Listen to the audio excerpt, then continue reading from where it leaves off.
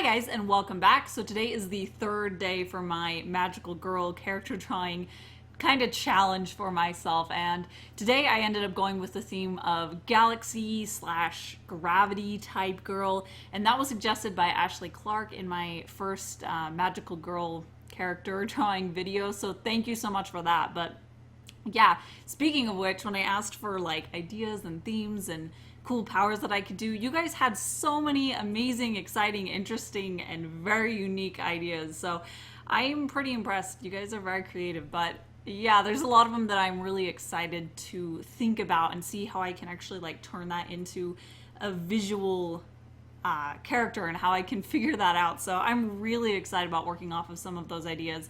But yeah, for today, I was really feeling that galaxy one, and it's kind of a look and a theme and a color palette that I do kind of tend to gravitate towards. So this one, gravity, that was kind of punny, but this one, it's just, it kind of really felt natural and it was flowing well. And at this very beginning, I actually started off a little bit differently, and I really liked working this way because what I did was I just went in with a brush and I started working on the form and the colors rather than going in sketching with just line work. And this was really helpful because I could kind of see the end goal a little bit better rather than just working simply off of line work and kind of more of the individual design and the smaller details. Going in this way really just gave me a more general idea, the kind of personality that I wanted to show, and eventually the kind of details that I'd want, which is helpful when I'm working with the colors because I know where I want the colors to pop out a little bit more. So yeah, overall this was actually really fun to work on it this way so that I could kind of get moving on an idea already, and I already was excited about it because I could see it right there. I could see where it was going, and it was really a good way to start off feeling a lot more motivated about having something to work off of. But while I was working on this one, there's just sometimes when I'm working on a piece and I get so hung up on a very specific issue, and I just keep, no matter how many times I rework it, it's just wrong and it's wrong, and I spend so much time on it, and I think a lot of times it's just I'm overthinking it.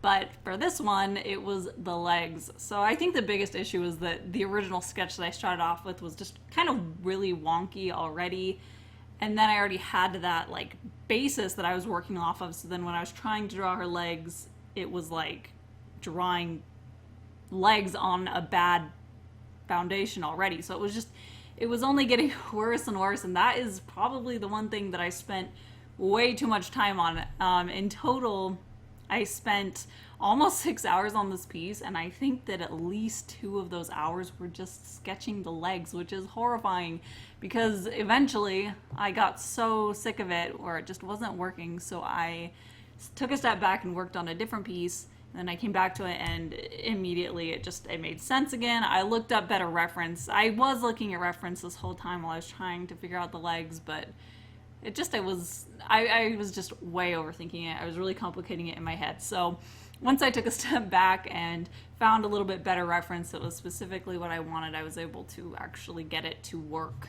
So while I was working on this one for the line work, there are a few areas that the proportions were definitely off, and you'll probably notice that, but I usually wait until I finished with that whole section before I'll resize it. So like, for example, the head on this one, as I was working on her face, I realized that the head was just too big for her torso, but I decided to wait to resize it until I finished sketching or inking out all of her hair and everything. And the reason why I do that is because it's really easy to go in there and select just her head and resize that specific area, but when I have the sketch behind it, it's kind of a pain to have to go in and do the ink work and then go in and select the sketch work and make sure that those are lined up right.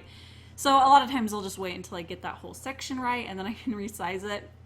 And it's always really satisfying when like I know that it's off and I've known it for like 20 minutes, and then I finally get done with that section, like when I finished her head, and I can go in and fix it and resize it, and then it's just like a puzzle piece came together, and it's just so gratifying to reach that point where I could like fix the thing that I knew needed fixed for a while now. But yeah, the lasso tool, by the way, is extremely useful. I love using the lasso tool because You just select whatever area you want to resize or do a free transform on.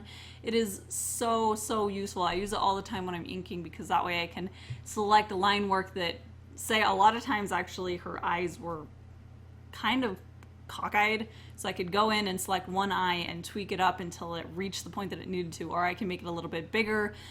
So it's really, really helpful. And a lot of times when I'm doing design work, I like to do like kind of like rope type shapes. So for her, she has a lot of like straps coming off of her bodice.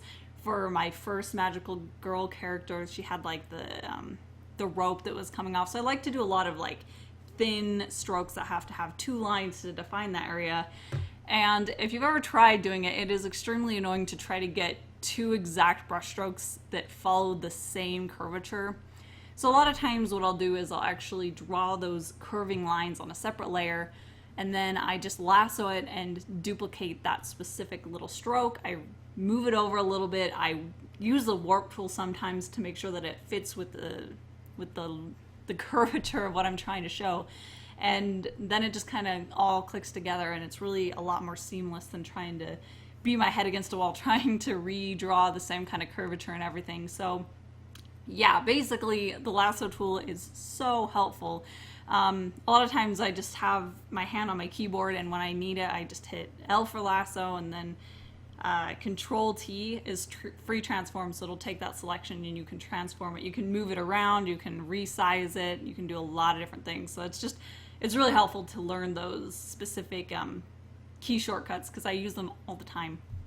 So this is actually the start of one of my favorite parts, and when I've been working on trying to find new ways that I can approach design work in a freer type of way. So I love doing line work, but there's some areas that I would like to be able to approach it in a less defined way. And this is a good example of that because I wanted her to have kind of this like, almost like a skirt, but I wanted it to look like a nebula. So where it had really uneven edges and it looked a lot more loose and free. And I didn't want to have to go in there and like very precisely detail that in with line work because it wasn't the look that I wanted. I wanted it to look much more chaotic, but there's also kind of a balance that I have to find because it still needs to fit with the way that the rest of my style looks, which is actually very clean. So I think that this one was actually pretty successful and I'm really happy with it. And I think the reason why it kind of blended well with the rest of it is because I went in with a hard brush first. So it wasn't like, I wasn't going in with a softer brush or a textured brush or the edges were textured. It was still a hard-edged brush, but the detailing was much more freer because I wasn't confined to line work that I had to very precisely get the right width and everything. This just kind of blended into one shape. So I'm really excited about using this kind of technique in the future for finding new ways that I can add elements to the design work because I think having the hard edges like this made it mesh well together, but it still wasn't lined. It was a lot more dimensional and different, and I think it added a new level to it that I'm really excited about. This was definitely one of those pieces where overall coloring and figuring out the colors worked really well, and I think it was simply because I was all working in analogous colors. So I was working with this like cyan and cool blues and a really cool purple. So I wasn't going any much farther into more of a warm purple area. I kept it pretty narrow. I didn't go into any greens or anything. So overall, it was really easy to choose colors and get them to work right. But there was one color that just wasn't quite right. And then once I figured it out and got it really the way it needed to, it just made this whole piece come together like a puzzle. And it was really exciting when it reached that point. But I knew that her skin tone, I wanted it to be this value. I wanted it to be relatively dark so that the color of her clothing would really pop. I wanted her colors of the clothing to be kind of neon, so it felt like it was glowing and it had this like almost chemical look to it. And I wanted her skin to be darker so it'd have a really, really beautiful contrast between the two. But at the beginning, I think I started off with more of a warmer purple, and that's kind of why I think it kind of stood out a little bit too much, is because it wasn't a natural human color. It was a little bit too purpley, but so it wasn't really like meshing in with the blue color of the whole palette, but it also wasn't standing out enough to be looking like it was a natural skin color and she was wearing blue. So I think that it was not quite right. So as I was working on it, I was kind of tweaking it, and I knew that the main focus was the value of the skin color, and then I just needed to get the actual like color right. But in the end, I ended up going with a much more desaturated tone for it. So it looks a lot cooler simply by the fact that there was less color in it. It was a little bit more gray based, and that really just, when I finally did that, it really made her sit well with the rest of the colors. They all came together, and I was really excited when I got to that point because it felt like it was one complete piece at that point, and it wasn't that kind of sore thumb where it wasn't quite fitting in with the rest of the color palette. That is pretty much it for this magical girl. A few things though, I mentioned this one, but I plan on doing this until the end of September at least.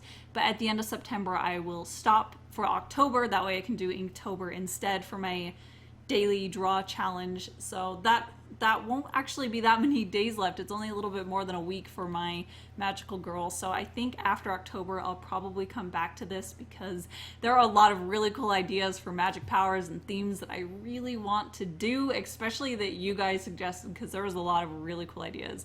So if you do have an idea for a theme or a magical power, please leave it down below. I love reading your ideas. They're really, really inspiring. But yeah, so that will be happening. Also, I will be drawing a magical girl every single day, and I will hopefully get one up almost every day, but I might end up grouping some of those sketchier ones together into one video. So there might be a few days where there's not a video, but there will be a magical girl, and I will make sure that you can see all the progress for all of them that I do end up drawing. But yeah, that is pretty much it.